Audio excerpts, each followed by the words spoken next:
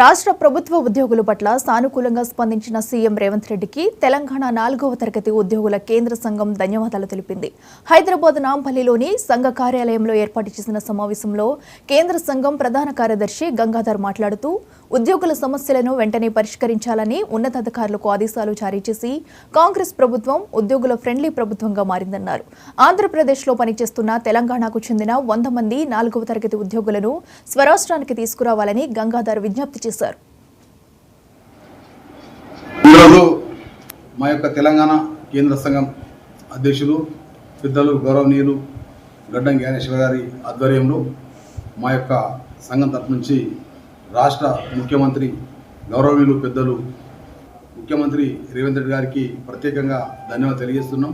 అయ్యా, నిన్న ఏదైతే మీరు ప్రెస్ మీట్లో మరి మీ యొక్క సమావేశంలో మా ఉద్యోగులను గుర్తించి మా యొక్క పెండింగ్ ఉన్నటువంటి ఉద్యోగుల పెండింగ్ ఉన్నటువంటి సమస్యల్ని మరి పరిష్కరించడం కోసం మీరు ఉన్నతాధికారులను ఆదేశించి మరి వారి పరిష్కారం అతి త్వరలో చేయని చెప్పేసి ఆదేశించడం పట్ల మా యొక్క తెలంగాణ 4వ తరగతి కేంద్ర సంఘం తరఫు నుంచి మీకు ప్రత్యేకంగా ధన్యవాదాలు అయ్యా.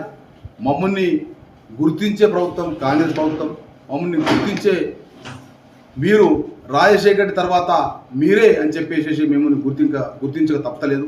మాకు మీ యొక్క పాలన రాజశేఖర రెడ్డి పాలన గుర్తొస్తుంది అయ్యా. మాకు గతంలో కూడా 2005లో కూడా నేను మా యొక్క సంఘానికి రాష్ట్ర సంఘానికి కూడా జనరల్ సెక్రటరీ ఉంటుంది.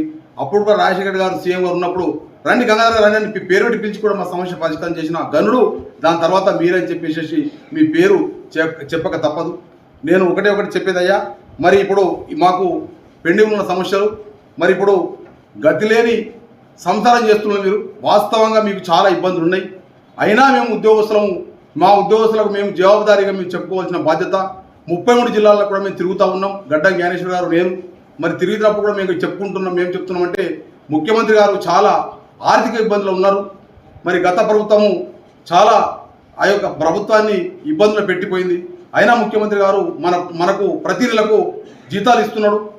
గత ప్రభుత్వం 20 తారీఖు వరకు కూడా జీతాలు లేని ప్రభుత్వం ఈరోజు మనకు 5 తారీఖులో కూడా జీతాలు ఇస్తున్నాడు. ఎన్ని కష్టాలను కూడా మరి ఈరోజు ముఖ్యమంత్రికి మేము ఆ తరఫున కూడా ధన్యవాదాలు.